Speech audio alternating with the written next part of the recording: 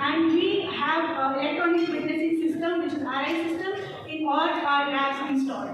So we had 70 to 80% success rate. So what are the drivers for high success rate at Indira IVF? We have rigorous training modules for the doctors as well as for all our staff members. We have robust infrastructure and technology backbone, and we have standardized evidence-based protocols on which we are treating our patients. Indira IVF became the first fertility center to introduce closed working chambers. They are imported from Australia, and we are using electronic witnessing system as well as electronic witnessing. There is no mix-up of sperms or eggs, so one can be less assured. It enables maintaining high quality. We are working on infertile couples. We are doing ICSI for all, and we are doing cryopreservation. We are doing hysteroscopies, laparoscopies, and laser-assisted hatching for the embryos, blastocysts. So, the patient can visit any Indira IVF center, consult the doctor with all the previous records without any consultation fees. The fertility treatment starts, no admission is required. During ICSI, the best sperm is picked up and is injected directly into the egg, which increases the chances of fertilization. So, success rate with ICSI, 70 to 80% of the embryo who are going social embryo transfer, we have Indira IVF for these all those. It has improved a lot, and we go for micro-array studies, single gene studies, and we can help the couples who have a bad obstetrical history or history of pregnant pregnancy. Madam, who has been a professor in our medical college only. She is my senior, and I really welcome to ma'am and to have a chair.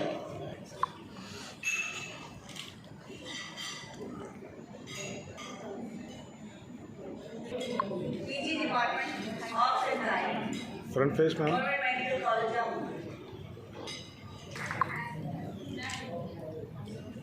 Wait.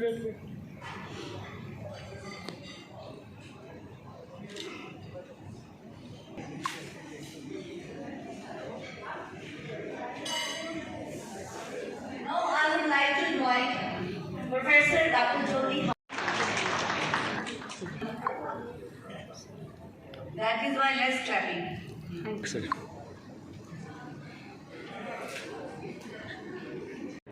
ये problem है और कुछ नहीं use करने में वाला in 2010 at the University of Barcelona, Spain.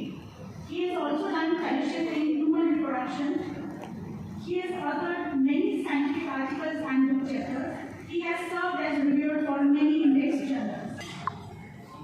He has been awarded with Brantford Fertility Innovation Award, and he is currently the member of taking on the evaluation of RPL patients with PGS or PGP, high or low. He will be joining us soon on Zoom meeting.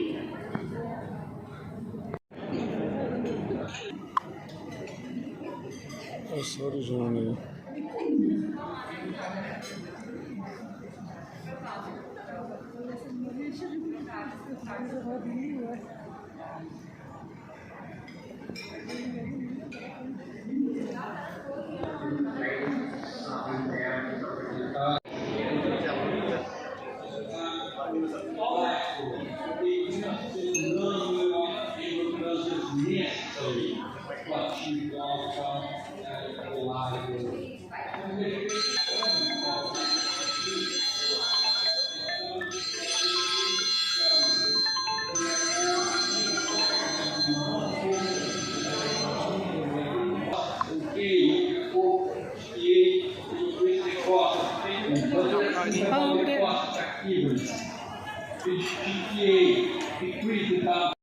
Probably the eggs of the donors are not good.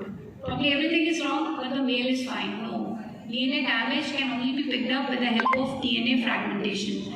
And every lab has a different way of doing it, and the cutoff for every lab is different. Now comes with the genetic part of male factor infertility.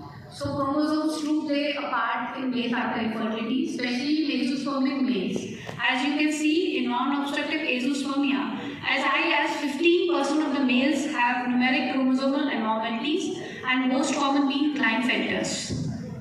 Y chromosome microdeletion is another subset of chromosomal abnormalities which is present and which causes azoospermia, and this is peculiar to male factor infertility only. So what is Y chromosomal microdeletions? They are the deletions which is present in the Y chromosomes, and this lead to azoospermia, and patient has severe oligospondylomatosis. For single gene disorder, pregnancy can be now normal, she can. well, it is not about IVF pregnancy. I will talking about one with PGS and with PGTA. If we do this day 5 blastocyst biopsy, the detective rate is as high as 97 to 98%. It is not 100%. And even if we do PGS, we need to do post-natal, you need to do screenings, not the dual markers, but you need to do NIPT and you need to do, if required, amniocentesis. We have gone through IVF, even 1% is high. And I've seen couples who have gone for amniocentesis and landed up in abortions. So for them, PGTA is a blessing. Can you detect thalassemia? Yes, ma'am. We can detect the PGTM. It's blastocyst. Yes, ma'am. It's called as a PGT. When we check, once the G locus is checked for this, first of all we check the parent's karyotype is done, we detect the gene and the same gene is detected in the embryo. And the technology is RSEGH, so it's very specific. But if And you detect amniocentesis, no, it's not required. There is a very high probability she will not have it. She will not have this. Say to the patient that this much is being covered, but if she's still anxious, it is medico-legally advised to offer an amniocentesis upfront, but that's only to avoid that 1%. But if you assure that patient when there is a pre-test, post-test counseling, and you assure them completely that 99% has been ruled out, it avoids that 1% amniocentesis. उससे नहीं होता, अभी pipeline में है, thalassaemia अभी तक detect नहीं हो रहा है। उसमें वही ट्राइसोमी वगैरह और कुछ 4 माइक्रोडिलेशंस भी होते हैं ना, thalassemia नहीं थैलेसीमिया नहीं। By saying a huge congratulations to Dr. Manisha and her entire team for organizing this continued medical education program in association with Jammu Gynae Society, where Dr. Mika has conducted it so well. And the second thing I just want to say that we all must thank our chief guest, Dr. Professor R. Madan, for being there all along the session. Ma'am, you truly inspire us. We really have to learn a lot from you. We really have to learn a lot from you. And thank you, Manisha and Shivanji, for great presentation. It was so simple and it was so very informative. So thank you for coming over all along from Mumbai and delivering your lecture. Thank you so much. Thank you, ma'am. Thank you for your time. जी ma'am. नमस्कार, मैं doctor Manisha Bhagat, centre head Indira IVF Jammu. आज हम लोगों ने यहाँ पर एक CME की है जिसमें हम लोग उन कपल्स के बारे में बात कर रहे हैं जिनको बार बार, अगर जैसे आपने सुना होगा कि अबॉर्शंस होते हैं, बार बार उनको अगर उन्होंने IVF कराया तो वो फेल हुआ है। इसमें एक बहुत बड़ा रीज़न्स होता है कि जेनेटिकली उनको कोई ना कोई प्रॉब्लम होती है। Pre implantation genetic testing PGT के थ्रू हम लोग पेशेंट का IVF करके उसके एम्ब्रियोज़ बनाते हैं, उन एम्ब्रियोज़ को जेनेटिकली टेस्ट करते हैं और वो एम्ब्रियोज़ जो कि अच्छे होते हैं उनको यूट्रस में वापस इम्प्लांट करते हैं। आज तक IVF में, जो कि इंदिरा IVF में कितने पॉसिबिलिटीज़ हुए हैं, जो कि बेबीज़ जिनके ग्रोन अप हुए हैं वो कितने पॉसिबिलिटीज़ अब तक हमने ऑल ओवर इंडिया में मोर देन 1 लाख प्रेगनेंसीज़ दे चुके हैं। हमारे अपने सेंटर में भी 500 से ऊपर प्रेगनेंसीज़ हो गए हैं। हमें अभी खुद शुरू हुए ऑपरेशन हुए 2 ईयर्स ही हुए हैं। इंदिरा IVF के कहाँ पे सेंटर्स हैं? ऑल ओवर इंडिया इसके 109 सेंटर्स हैं। जम्मू कश्मीर में सिर्फ एक ही सेंटर है, जम्मू में हमारा main centre. Otherwise Punjab, Haryana, जहाँ पर आप नाम लीजिए इंदिरा IVF आपको वहाँ पर मिलेगा। मैम कहीं ना कहीं लोग जो है वो इस बात से भी घबराते हैं कि अगर हम इस तरफ जाते हैं तो सक्सेसफुल रेट जो है वो कम रहता है, सक्सेसफुली जो डिलीवरी वो नहीं हो पाती है। तो उन लोगों के लिए क्या संदेश रहेगा जम्मू की अगर बात करें, क्योंकि यहाँ से लोग बाहर जाते हैं इन चीज़ों के लिए? जम्मू में स्पेशली एक बहुत बड़ा मिसकंसेप्शन है, लोगों को लगता है यहाँ पर IVF का सक्सेस रेट नहीं है या प्रेगनेंसीज नहीं आती हैं।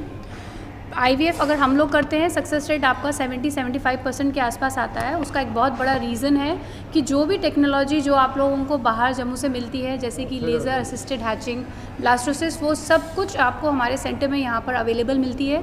आपको कहीं जाने की ज़रूरत नहीं है, यहाँ पर आके आप इन सारी फैसिलिटीज़ को अवेल कर सकते हैं, और जो बाहर जाके आप एक्स्ट्रा खर्चा कराते हैं उसकी भी ज़रूरत आपको नहीं है। आज के प्रोग्राम के बारे में क्या कहना चाहेंगे? इंदिरा IVF के जो आज प्रोग्राम हुआ उसके बारे में क्या कहना चाहेंगे? ये सेमिनार हमने स्पेशली उन्हीं लोगों के लिए किया गया था जिनको बार बार अबॉर्शंस होते हैं, जिसको हम लोग रिकरेंट प्रेगनेंसी लॉस इंग्लिश में यहाँ पर अपनी मेडिकल भाषा में कहते हैं। 3 से ज़्यादा एक बार अगर लेडी को अबॉर्शन हो रहा है, उसका एक बहुत बड़ा रीज़न ये होता है कि जो जो यूट्रस में एम्ब्रियो आता है, यानी कि जो बच्चा आता है वो ठीक नहीं होता है। तो अगर हम उस बच्चे को टेस्ट करें जेनेटिकली और जो सही बच्चा है वो डालें, तो ये अबॉर्शन की प्रोबेबिलिटी बहुत कम हो जाएगी और कपल एक हेल्दी अपना बेबी लेके जा सकता है। उसी बारे में ये पूरी CME है। मगर कहीं ना कहीं जो पेरेंट हैं जिनके बच्चे नहीं होते, और आपके पास वो आते हैं, एनरोल करते हैं, मगर कहीं ना कहीं वो सामने नहीं आना चाहते, उसके लिए क्या करें? इनफर्टिलिटी आज भी बहुत बड़ा स्टिग्मा है। समाज से लोग बहुत घबराते हैं और IVF के नाम से तो लोग पीछे हो जाते हैं। पर मुझे एक बात बताइए, समाज बनता किससे है?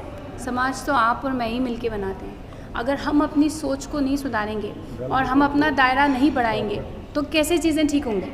ये तो हमें उनको समझाना है कि बेटा ये कोई स्टिग्मा नहीं है, ये भी एक बीमारी है। क्या कैंसर के मरीज़ को आप बुरी नज़र से देखते हो? तो इनफर्टिलिटी को क्यों देखते हो?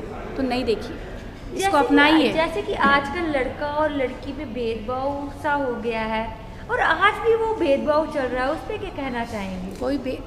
अभी ये तो बहुत ही ये तो एक सामाजिक प्रॉब्लम है, ठीक है। कहीं ना कहीं मुझे लगता है कि अगर हम अपनी डॉटर्स को इतना स्ट्रॉन्ग बनाएंगे कि वो हर जगह जाएंगी तो ये भेदभाव हटेगा। ये आज से नहीं हट पाएगा, इसमें हर किसी की पहल लगेगी। थोड़ा आप चलोगे और थोड़ा हम, तभी। मैम मेरा एक क्वेश्चन है, लॉन्ग टर्म्स में अगर ये देखते हैं कि अगर 3 से 4 साल तक, कई सालों तक बच्चा नहीं होता घरों में, और हम काफ़ी सारे बाबाओं की तरह, क्योंकि हमारे जम्मू कश्मीर देखें तो बात करें तो बाबाओं की बात करें, कहीं जगह जाते हैं, कहीं जगह इलाज कराते हैं, लेकिन अगर IVF की बात करें तो इसके लिए आपकी, हमारी जनता का क्या, आपके लिए क्या संदेश है, हमारे जम्मू कश्मीर के लिए खासकर जो बाहर जाके इलाज कराते हैं? एक बात मैं आपको समझाती हूँ, जो परेशान है ना वो हर चीज़ करता है, वो बाबाओं के पास भी जाता है। हर कोई चाहता है कि उसको नेचुरली बच्चा हो। क्या आप नहीं चाहेंगे? हम भी चाहेंगे, सब लोग चाहेंगे।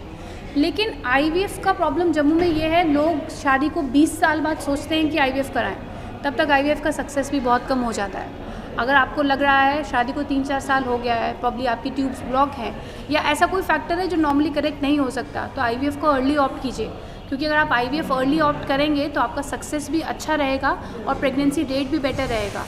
60 ईयर्स में अगर आप IVF कराएंगे तो उस बच्चे को एंजॉय कब करेंगे? जब वो 20 का होगा तो आप 80 के होंगे।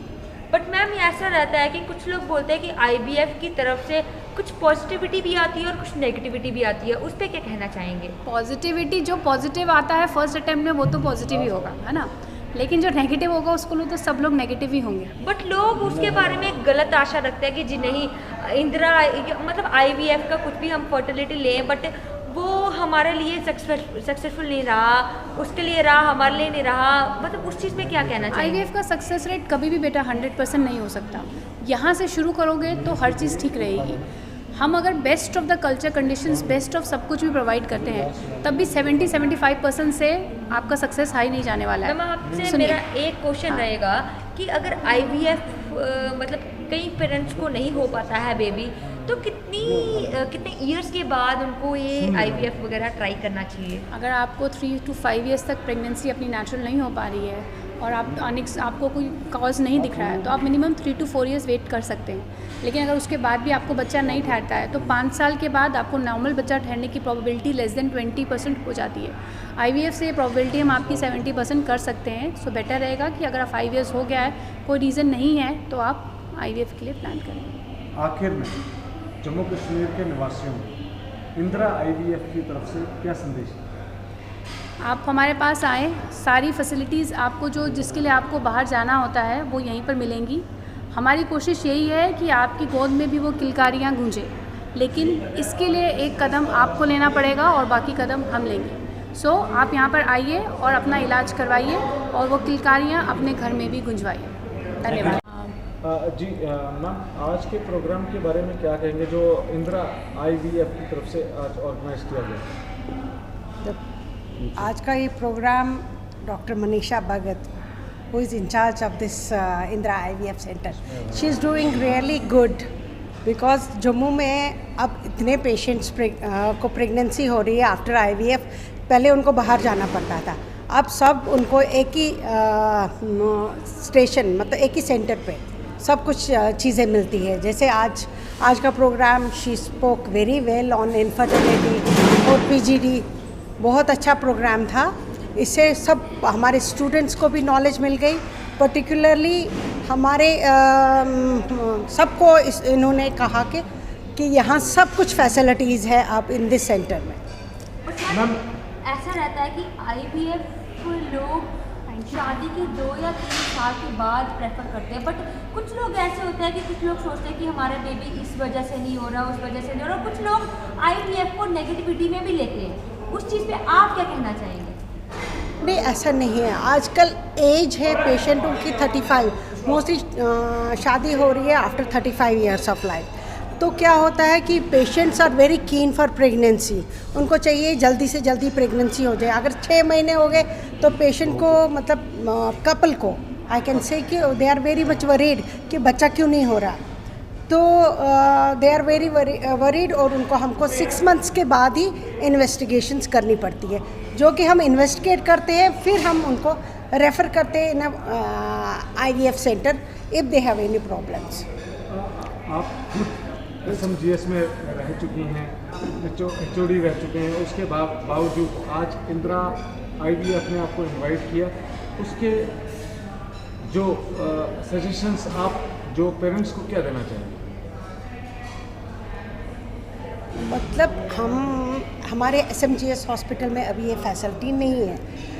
पेशेंट्स के लिए ये फैसिलिटी नहीं है क्योंकि ये एक डिफरेंट पूरा डिपार्टमेंट है जो कि ये कैरी कर सकते हैं. इसके लिए हमको बहुत सारा एड चाहिए वहाँ, ताकि एक जेनेटिक डायग्नोसिस की लैब चाहिए, IVF सेंटर चाहिए. इसलिए बिकॉज यहाँ नहीं है तो इंदिरा IVF सेंटर नेक्स्ट जो हमारे हॉस्पिटल है, तो मोस्टली हम रेफ़र करते हैं in a good centre IVF centre. Bharat देश की बात करें तो जो भी न्यू टेक्नोलॉजीज आती हैं उसमें कोई ना कोई टेक्नोलॉजी हमारे जम्मू कश्मीर में आती है. और इंदिरा आवास की बात या IVF की बात करें तो यहाँ पे जो टेक्नोलॉजी है, ये जम्मू कश्मीर की आवाम के लिए आप क्या संदेश देना चाहिए? मैं ये आवाम के लिए संदेश देना चाहती हूँ कि उनको जो भी कपल्स इनफर्टाइल कपल्स हैं जिनको इनफर्टिलिटी 2-4 साल की है और कंसीव नहीं कर रहे हैं, उनको यही सेंटर है जो JNK में ही है. अब खुले हुए हैं, एक सेंटर नहीं है, बहुत सारे सेंटर हैं. Indira IVF centre is one of the centres और बेस्ट सेंटर है. Thank you ma'am. Thank you for your kind. मैं तो सिर्फ आप लोगों को यही बताना चाहती हूँ कि जो इनफर्टिलिटी होती है, इनफर्टिलिटी मतलब जिसमें एक कपल को कंसीव करने में प्रॉब्लम आती है, तो ये एक इतनी डिज़ास्ट्रस कंडीशन है, ये इतनी ट्रबलसम है उस कपल के लिए, पूरी फैमिली के लिए. तो ये जो इंदिरा IVF सेंटर है या जो भी इनफर्टिलिटी स्पेशलिस्ट हैं, जब ये अपने तरीके से अपने जो न्यू मेथड्स के साथ इनफर्टिलिटी को ट्रीट करते हैं IVF के ज़रिए और दूसरे मेथड्स के ज़रिए, जब ये एक कपल को ये बच्चा देते हैं तो जो स्माइल उनके फेस पे आती है, जो हैप्पीनेस उनको आती है, जो फैमिली में हैप्पीनेस आती है एंड इन टर्न जो सोसाइटी में आती है, that's a great thing they are doing. They are contributing to the society. That's a wonderful thing. और जो वो न्यू मेथड से कर रहे हैं, आज का जो एक कंटिन्यूड मेडिकल एजुकेशन प्रोग्राम था, वो था नए मेथड के साथ कैसे IVF करना है जिससे कि एबनॉर्मल बच्चे ना हों, क्योंकि इसके भी अपने साइड इफ़ेक्ट मतलब एडवांटेजेस और डिसएडवांटेजेस हैं. तो ये जो मेथड है उन्होंने नया मेथड किया है. इसमें जो न्यू स्पीकर्स थे, डॉक्टर जो मनीषा सी, सबसे पहले उन्होंने सिंप्लीफाइड वे से सब लोगों को बताया कि कैसे हम लोगों को इवेलुएट करना है इस कपल को, कैसे इसको ट्रीट करना है. फिर जो बॉम्बे से आई हुई थी शिवांजलि, उन्होंने बताया कि प्री जेनेटिक काउंसलिंग और टेस्टिंग कितनी इम्पॉर्टेंट है, सो दैट कि जो भी इन कपल्स को चाइल्ड दिया जाए, बच्चा दिया जाए, वो एबनॉर्मल ना हो. बट मैम ऐसा होता है कि कोई लोग ना IVF को नेगेटिविटी में लेते हैं, कुछ लोग IVF को पॉजिटिविटी में भी लेते हैं. कुछ चंद लोगों को बेबी हो भी जाता, कुछ चंद लोगों का नेगेटिव रिपोर्ट। ये देखिए ना, हर चीज़ का एक मैंने आपको जैसे बताया IVF का भी एक सक्सेस रेट है। तो अगर किसी फीमेल में प्रॉब्लम होगी या कुछ वैसा है वो नहीं हो सकता है, तो बड़ी बार IVF का फेलियर भी होता है। और ऐसा नहीं है कि IVF कई बार क्या होता है 1 failure 2 failure, but we have seen कि 3rd टाइम उनका सक्सेस रेट भी होता है। ऐसा क्या रहता है कि IVF में कितना परसेंट जो कि पॉजिटिविटी रिजल्ट आया है? ये हर सेंटर का अपना है और हम इसमें कोई डिबेट नहीं करेंगे क्योंकि हर सेंटर का अपना और ये है। पर मैं ये सिर्फ आपको कहना चाहती हूँ कि ये जो आजकल की CMEs जो हैं, ये जो मेडिकल एजुकेशन प्रोग्राम्स होते हैं, इनसे क्या होता है, अपडेटिंग होती है। साइंस जो है वो आजकल एवरी डे न्यू मेथड्स निकाल रही है। So when you do this kind of programmes, जब आप अपने आप को अपडेट करते हो तो बेनिफिट किसको जाता है? पेशेंट को जाता है। So a huge congratulation to the organisers and those who have done this updating programme, so the benefit can be passed on to the ऐसा patients. होता है कि कुछ लोग ही IVF पे भरोसा भी रखते हैं, कुछ लोग IVF पे भरोसा नहीं रखते, कहते हैं कि जी नहीं ये नेगेटिविटी में जा रहा है, ये नेगेटिव है कि मतलब ऐसे फर्टिलाइजर्स में कि ऐसा बेबी नहीं हो सकता, वो है ये। तो आई थिंक मुझे लगता है कि पब्लिक को भी हमें अवेयर कराने की ज़रूरत है। जैसे ये मेडिकल एजुकेशन प्रोग्राम डॉक्टर्स के लिए है, वैसे ही पब्लिक के लिए। मेरा आखिरी सवाल है, सभी गेस्ट से मैंने आज पूछा हुआ है कि IVF की बात करें, क्योंकि हमारे बेबी पैदा करने के लिए हम एक बच्चे को जन्म देने के घर में हम बहुत कोशिश करते हैं, क्योंकि जिनको नहीं होता वो जानते हैं कि 3 साल 4 साल बड़ी कोशिश करते हैं, हर जगह वो पैसा खर्चते हैं। क्या उनके लिए एक मैसेज आप देना चाहेंगे कि इंदिरा IVF के लिए आपको एक बार मौका दे के देखना चाहिए? हाँ, मैं तो ये ज़रूर मैसेज देना चाहूँगी कि जो लोग नहीं कंसीव कर पा रहे हैं, जिनको प्रॉब्लम आ रही है, उनको ज़रूर जाना चाहिए। एक काउंसलिंग, एक एडवाइस लेने में कोई हार्म नहीं है। उसके बाद आपकी चॉइस है, गो फॉर इट और not to go for it. अगर IVF के अलावा अगर जम्मू कश्मीर के नागरिक को जिनके बेबीज नहीं हो रहे, उनको लेकर अगर किसी को काउंसलिंग लेने की ज़रूरत है तो कहाँ जाना चाहिए?